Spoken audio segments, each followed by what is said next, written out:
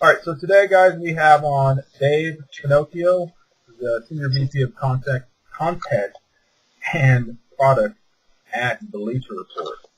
He is one of the founders of BleacherReport.com, a sports blog that was acquired by Turner Broadcasting in August of 2012. Dave, how are you doing? I'm doing good, David. How are you doing? I'm doing good. The purpose of this interview is we wanted to talk to Dave about how he and his co-founders even came up with the idea for Bleacher Report and just how it grew and what they did to sustain that and push it forward. So I guess the first question is, when did this all start for you guys? So, I went to the University of Notre Dame for my undergraduate education, and found myself surfing the internet a lot. My second semester, senior year of college. It was really cold, and believe it or not, there's not that much to do in South Bend, Indiana, and so sometimes hungover, sometimes not hungover. I found myself on a laptop trying to consume sports content, and I just kind of grew more and more frustrated that there was, I thought, a shortage of online sports content, about my teams, and also online sports content that I thought was as visual, entertaining, social as it should have been. I thought there was way too much content that was dry, that wasn't really resonating with me, and that wasn't reflecting kind of how my friends and I were talking about sports. So fundamentally, I thought there were, kind of from an economic standpoint, some pretty major inefficiencies in kind of the supply of sports content, the sports content that was being offered up to users by most of the major sports sites. And then I also looked around at the blogosphere, that it had really taken off, and this is 2005, and for the previous 5 years, the blogosphere had really been humming. I mean, what I thought was so interesting was that there were clearly many people who, some were classically trained, some weren't, but who had proven that they could build large audiences around themselves without necessarily having the backing of a traditional distribution source like a newspaper or ESPN or so on and so forth. But there were so many that we were getting to the point where that market was kind of almost saturated, where it was, I remember hearing about a Notre Dame blog that I really liked, that had been around for 2 years and had a very small readership, but some poor guy had been churning away on it for a couple of years, and I really had no good way of finding out about it. So basically the fundamental kind of premise of Bleacher Report was to kind of look at all the people that were interested in creating content about sports, to try to harness that passion, and to help apply a lot of kind of learnings around what teams, what sports topics fans were most interested in reading about and viewing, and to create ultimately a product that was better coverage wise than anything else that existed. So more comprehensive, more entertaining, more engaging. So those were like super early days when we were first getting off the ground, and I got shortly after I graduated, I got two good buddies from high school involved, and we worked on it as a project until we kind of worked up the guts to quit our day jobs and started doing this full time.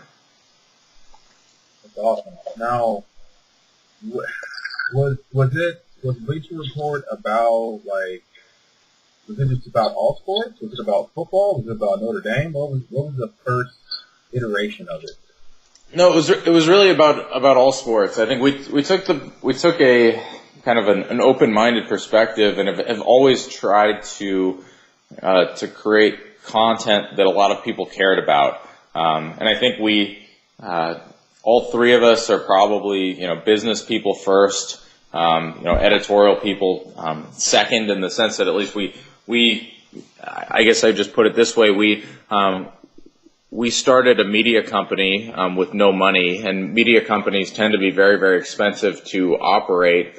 And so as a result, we because we didn't have very much cash, kind of in the very early days, the three of us each saved up about 30 grand over a 20-month period, and we all put 30 grand into a hat and said, okay, let's give this a go. But it made us be really disciplined around each piece of content we created had to be valuable. It had to be something that people actually wanted.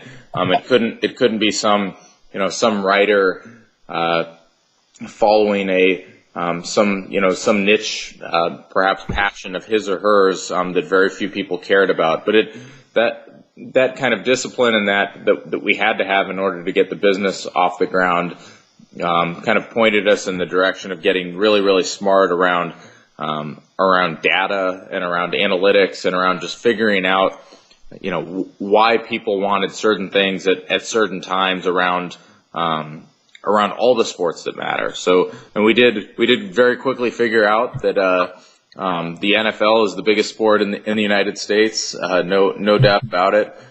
For about 10 months out of the year, we see more. The NFL basically wins on the sport by sport ladder. There are a couple months where the NBA is bigger for us, but the NFL is a behemoth. And so we basically just kind of figured that out one step at a time, and tried to make better and better decisions. Now, what I'm about to ask isn't, I'm not trying to figure out, insider secrets or anything like that, even though that would help us out there. But how did you guys do that? Did you say, I don't know what your buddy's names were, but did you just give roles like, hey, you're on analytics, I'm on web design, did you say the other guy is on, fun? Did you guys do that, or was it just like a team effort where everybody did a little bit of everything and you just focused on, the big win? Our roles definitely revolved over time. I think we were pretty good from day one of at least knowing that we all had to have different responsibilities, or else we probably would have killed each other. And frankly, we almost killed each other as was. But in the very early days, Brian Goldberg, one of the co-founders, ran product, and he managed the one engineer that we had. And I have no idea how we made that decision, but we did. And Dave Nemitz, other co-founder, ran business development, and he and I partnered up on fundraising. So we raised the money together, and then I kind of ran the site, and so was in charge of recruiting writers and generating content and figuring out the whole editorial piece. So that's where we started, and over time, kind of based on needs and who ended up being good at what and all kinds of stuff like that naturally evolves, and our roles changed a little bit, but that part was all decently fluid. But okay. Yeah. How did you grow it outside of the initial crew? How did you start getting guys to cover the Bears or the Niners, or how did that happen? Yeah, so super early days of getting the site going. Basically, it was a project, and I fundamentally believe that and we as a founding team believe that there should be a meritocracy for sports writing, and that people who had talent should have an opportunity to rise to the top and not have to sit at a newspaper for 20 years waiting for the guy on top of him to die. Fundamentally, there was a shift in the type of content that fans wanted to consume. Fans wanted more social content. They wanted content that revolved around debate. They were more interested in giving their opinion versus just being told in a top-down kind of way what to think about issues. And there were younger writers that were getting that, but they were mostly showing up in the blogosphere and weren't at that point being hired by the ESPNs and the CBSs and the Foxes and the places that had most of the distribution. So there were all kinds of different places that we looked for writers.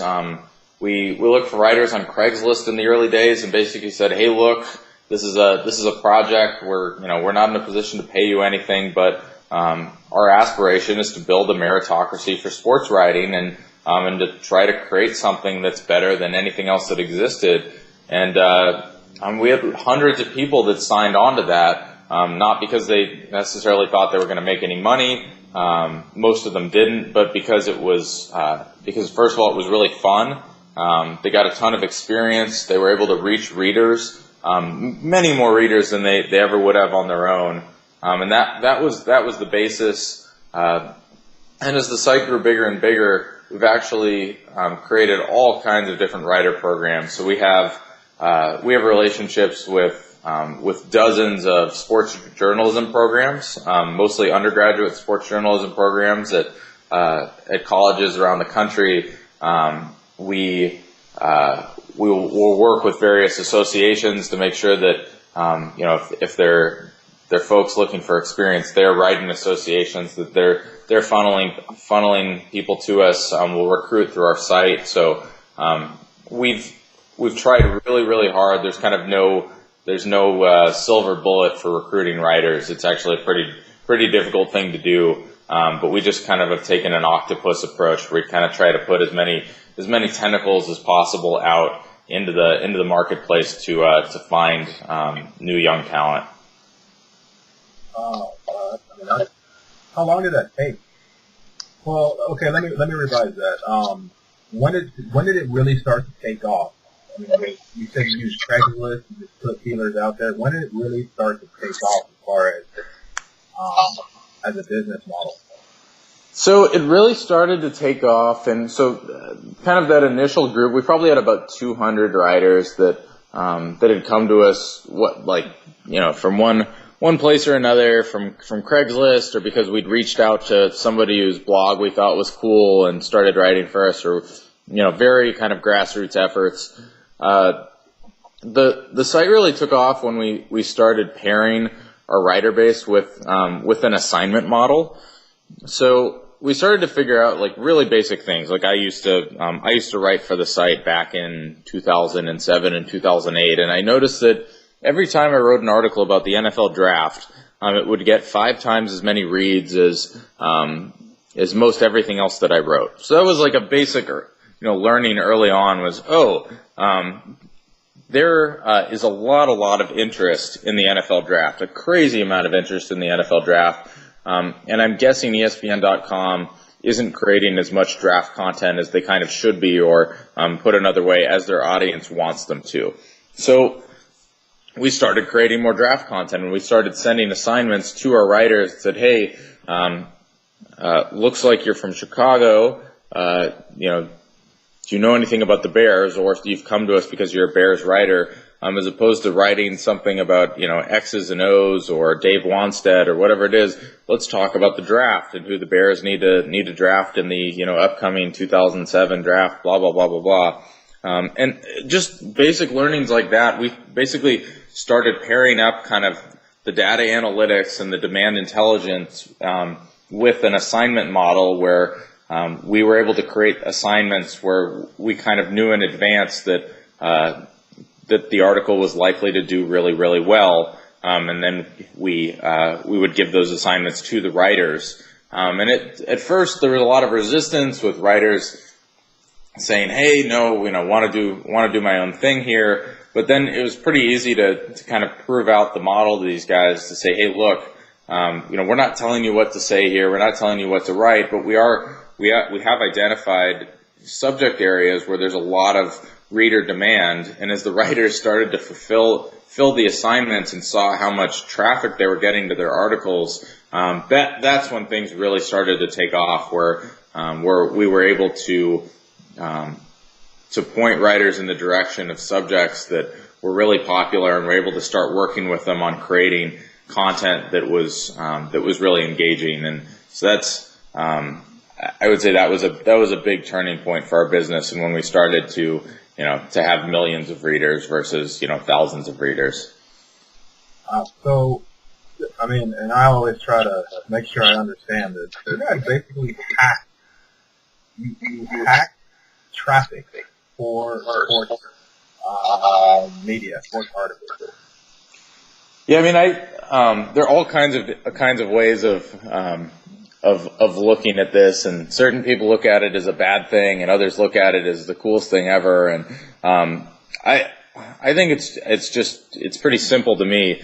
I think mainstream media, or at least mainstream sports media, really lost touch with what fans wanted, and I think you have the weird thing from my perspective is that in other content creation industries, like the movies, for example, or TV shows, the studios are so ratings driven, and they have such a good sense of why they're creating what they're going to create, and they make financial decisions around releasing another sequel to Spider-Man or the latest Superman or X-Men or whatever it is. And that doesn't mean that that they only want to create movies like that, and that they're not going to do something more artsy or that's more independent. But it's a business, and they're creating content that can make money. And I think we very much took that approach to sports media, where it's our goal to bring in the most talented writers, video creators that we can, but we want them creating content that's valuable to as many consumers as possible, versus a lot of other sites just kind of let their writers run wild. And it turns out that many writers, because they're such hardcore sports fans, the topics that they're interested in personally are not necessarily the topics that most people are interested in.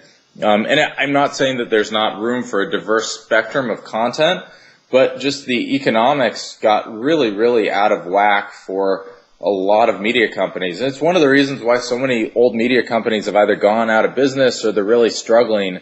They didn't build an audience growth model. They didn't learn how to make good decisions about what content to create and not create.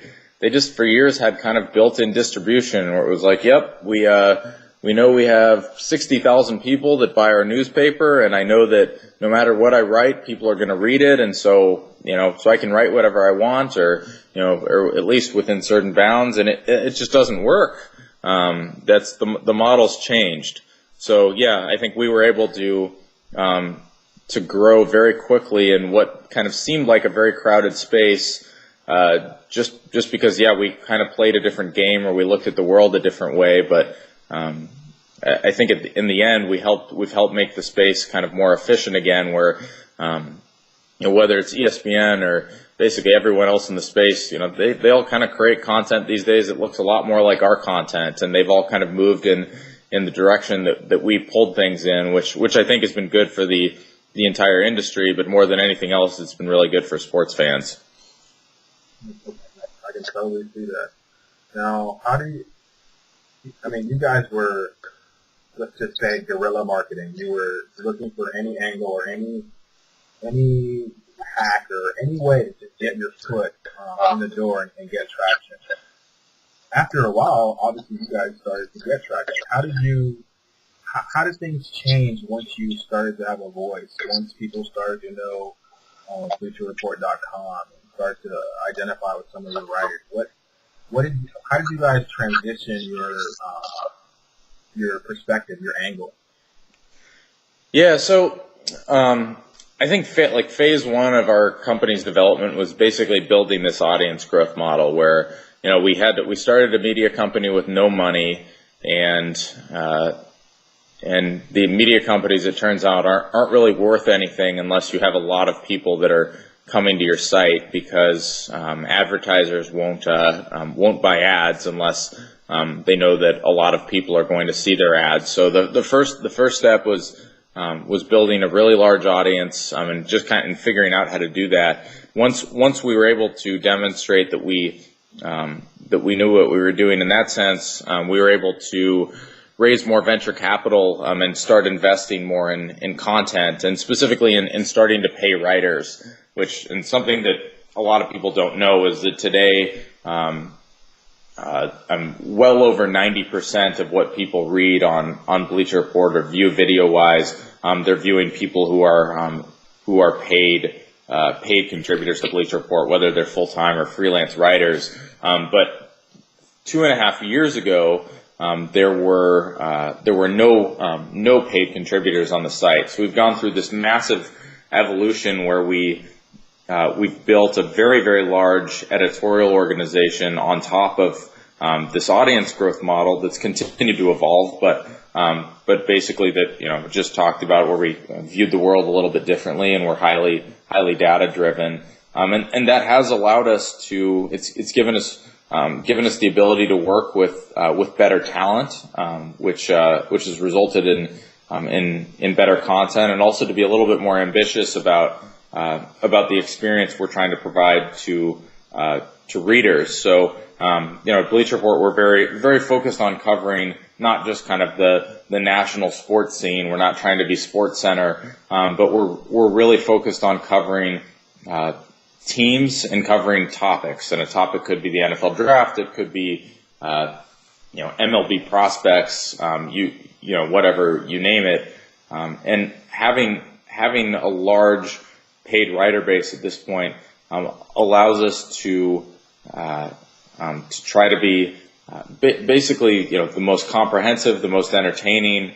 Basically, our value proposition, if there's anything relevant or anything entertaining about your team, it's our job to get that to you in real time on any device. So that's we've been able to kind of organize our entire editorial staff, all of our writers, all of our video contributors, kind of around that rallying cry, where it's all about providing the best experience at the team level or at the topic level in real time, regardless if you're using a phone, an iPad, you're on Facebook, you're on Twitter, or you're on a good old-fashioned desktop site, or whatever comes next.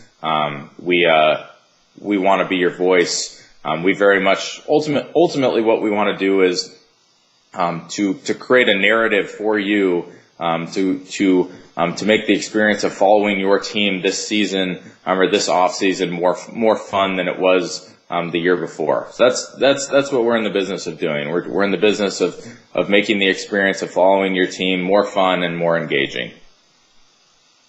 What are some of the lessons you learned along the way, as far as, like you said, building a media company with no money, no scratch, just building a monster, a good monster? I mean, so many lessons. It's been the most amazing experience. I mean, we've certainly made our fair share of mistakes. I've made plenty of mistakes. On a business level, I mean, I don't even know where to start. There's so many. How about just taking that chance? What did you learn about taking that chance? Because there's a lot of people out there that have an idea or have, let's just say, a passion that they want to not monetize necessarily, but that would be great. They want to make it more mainstream, more public. What are some things you learned along those lines? Yeah, I mean, I think the first thing there is that talk is cheap. It turns out ideas are pretty cheap as well. I mean, I thought I had a really good idea. I think, a lot of other people have had ideas that are pretty similar to this, and I think the reason we've ended up doing pretty well was more because of execution and because we just kind of put our hearts into it, and maybe we're a little bit crazy from the onset when we ran into adversity. We just kind of put our heads down and I either ignored it or powered through or kind of refused to quit. I think that so many people feel emotionally that they want to go and try to do something that's different or start something on their own or just could be a creative project and they never actually take the initiative to do it. And I think even if you fail, I think there are probably very few times where if you try something and really put your heart into something, that you regret the experience that you had. And I think getting started really is the hardest part, because you don't know what the hell you're doing, and you have to just kind of take it one step at a time. And sometimes the steps are so small, and so years later there'll be things that you could do in your sleep that took you weeks. But you just have to do it, and take it one step at a time, because nothing ever happens magically. That's for sure. Very true, very true. At the top, we talked about how you guys were acquired by Turner. Tell us about that. Why sell? Why change your model? So I think we've gotten to a point where, so at the time of the sale, I think we were the fourth largest sports website in the U.S. Our advertising business is doing incredibly well, but we also, from a brand standpoint, and kind of from a future audience growth standpoint, we felt we were somewhat limited, or would grow, let's just say grow a lot more slowly, in a world where we were still independent, and didn't have access to things like broadcast rights and NBA games, MLB playoff games, March Madness, all the things that Turner brings to the table. We looked at Turner Sports as a partner that was going to be able to grow Bleacher Report's brand, and ultimately our audience. And I mean, at the end of the day, get our products in the hands of more sports fans a lot faster than we were going to be able to on our own. And in some ways, I think, I'm not sure that we ever on our own would have gotten as far in sports, where broadcast rights are so important, without partnering with a larger media company. In other verticals where broadcast rights are less important, or maybe possible, but in sports, we felt like that was the right thing to do for Bleacher Report and for our employees and investors. And I think Turner specifically, we just really liked the folks over there. And strategically, it was a really good match as well. But great people have treated us extremely well. We're really passionate about growing Bleacher Report as a brand, as evidenced by everything that folks see during the NBA playoffs and the promotion of TeamStream and our larger brand, and they've just been amazing. So obviously we had to get really comfortable with all of that and with them, but it seemed like a good fit at the time, and life has been great post acquisition. I think everything's going extremely well. Cool. Now, what you hinted a little bit at the end. What's the future of Bleacher Report alongside Turner? You mentioned how the future is sort of limited without broadcasting rights and things of that nature. What do you see the future as? Well, I mean, it's our ambition to be the next generation sports network. In the same way that some of the the well-known digital properties, I think, did a great job covering sports for my generation, or for generations a little bit older than me, in the late 90s and early 2000s and so on. We're really looking to be the voice for kids are in middle school, high school, fresh out of college now. We want to talk about sports the same way they're talking about sports with their friends. The voice, generations have different voices, and the voices have changed. And we want to work with Turner on the digital side and the broadcast side, to make sure that that we're creating content and we're creating experiences that really resonate with that next gen.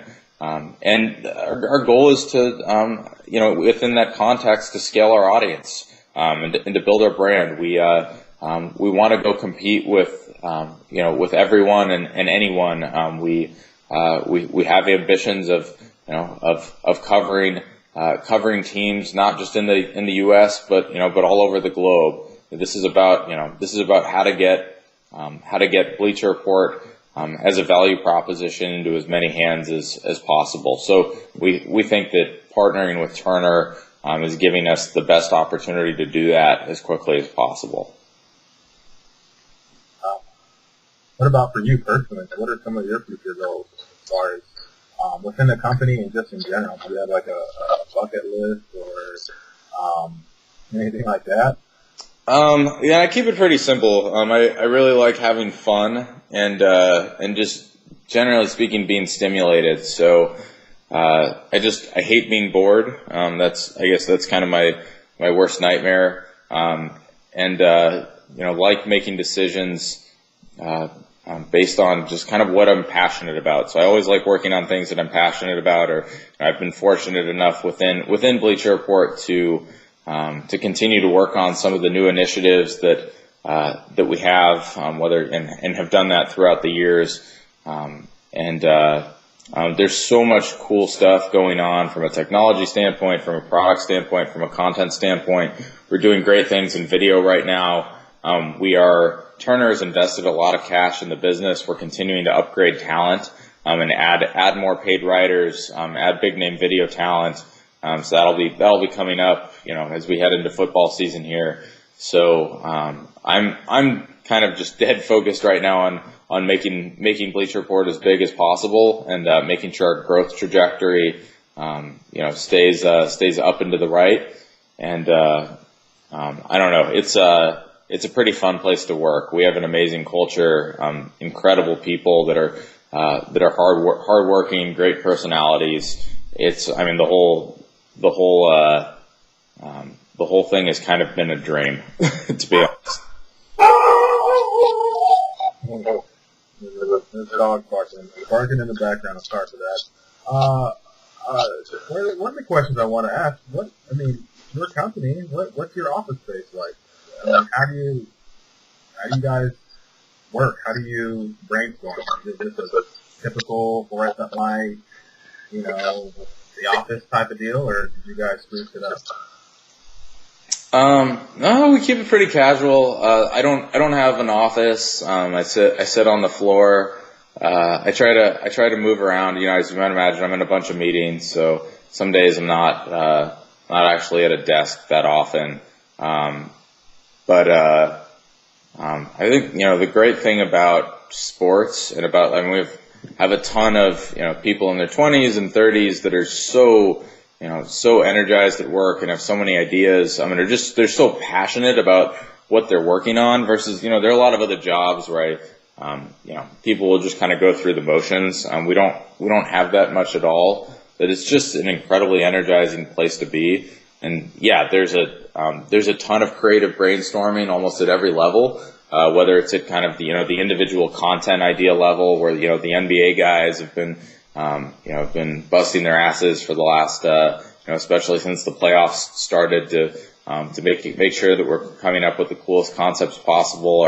Our social guys, are always thinking of cool stuff. The product team's working on a different plane, but always in brainstorming sessions. So yeah, it's a super creative place to be, no doubt.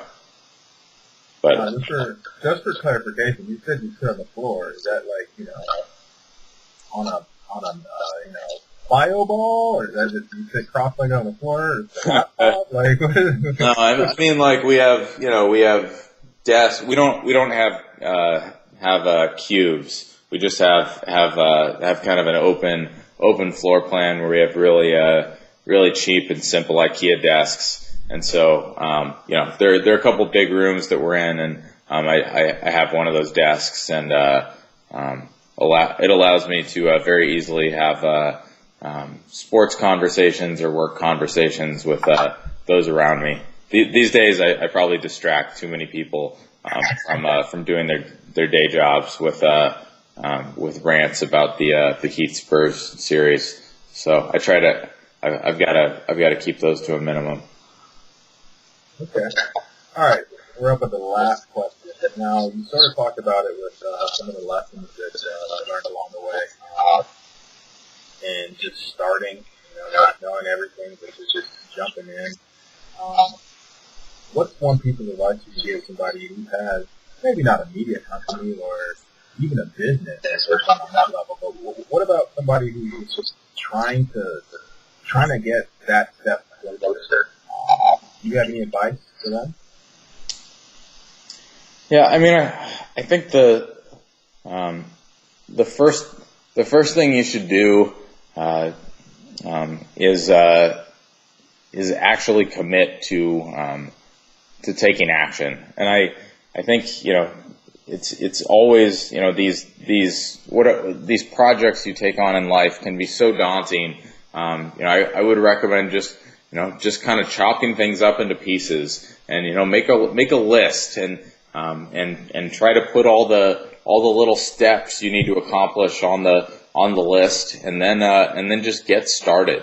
What I try to tell people is that it's like pushing a car. It's when you're just getting going is the very hardest moment. You know, getting momentum is so difficult, and it's often so painful, and it can be, you know, it can feel humiliating because you screw up all the time and you feel like an idiot, or, you know, whatever's going on. But, you know, the more you keep at it, and the more you persevere, you start to build momentum. The wheels start moving a little bit faster, and then they move faster and faster. I mean, it's important to know, and to kind of have in the back end of your mind an understanding that when you're struggling, that it will get easier, and that what you're going through in the beginning is the very hardest phase.